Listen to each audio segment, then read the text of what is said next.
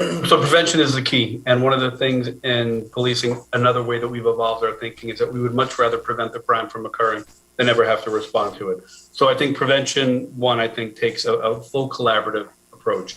It cannot just be policing. And I think Dominique alluded to that. So first, I think events like this are crucial. I think educating the community as much as possible about the scope of the problem, some of the things that we who are more closely connected to the problem see in a way that is translatable and understandable to people in the community.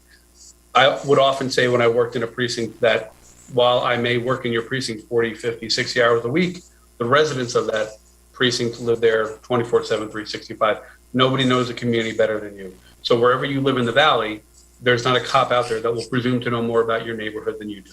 So I think we need to educate the community to see what it is that there is actually going on in their community and then who to contact in the right way.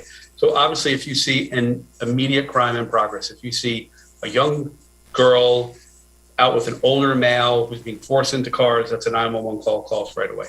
But if you hear about a friend of one of your kids that has some concerns in the home, or there are some things that are going on that just don't seem right, that's another call to the police, but perhaps we're not an emergency line. Another way that I think we can assure prevention is through good parenting and child involvement. One of the things that I think is so critically important to addressing this problem today is internet safety and awareness. So a lot of what we're seeing today in sex trafficking, both in the Valley and throughout the country, is virtual recruiting. So it's on social media sites, it's on websites, it's on all of these artificial platforms where traffickers promote the illusion of what the glamorous sex trafficking lifestyle really is, when in fact, it's really not the case. We try to be very careful, and Dominique mentioned it earlier, by saying that sex trafficking victims do not come from one part of town. They don't come from one particular demographic group. It could be from anywhere. Every single one of us have a vulnerability. Every single one of us have something that a trafficker or a manipulator could exploit for their own benefit. All of my kids have TikTok. I'm not saying that TikTok itself is a platform for trafficking, but if you can communicate via TikTok or any other social media app, you have to be aware that there are people that are going to try to exploit that for their own gain.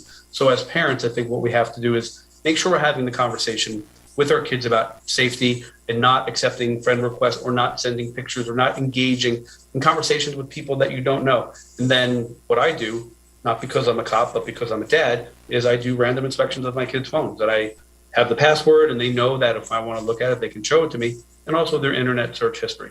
So prevention is about what we can do as adults and what we can do as parents to educate our children to make themselves safe. The final way that I think we can engage in prevention is through community programming. Community programming can take on a lot of different forms.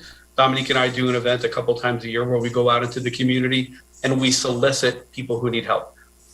Everybody could use some help from time to time, but once they come into whatever facility that we're at, we can kind of really get into, hey, this is kind of what's going on, this is what we see, this is how we can help, and we can try to prevent them from returning back to a bad situation.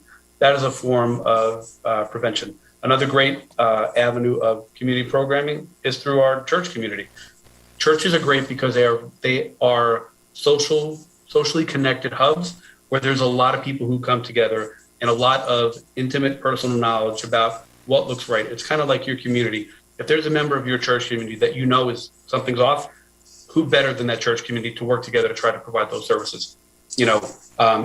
People at the Dream Center, people like Brian Steele, they know that if there's a problem, there's a resource that they can call. The church community has been exceptional at connections. These are the things that I think we need to maintain throughout the Valley so that we can, prevent what we can before it happens. The final thing that I'll say about prevention is this: it literally takes all of us. This cannot be, look at what my police department is doing, or look at what my academic office is doing, or what my particular church is doing. This is not about self-promotion. This is about reducing harm. This is about reducing victimization in our community because it's the right thing to do.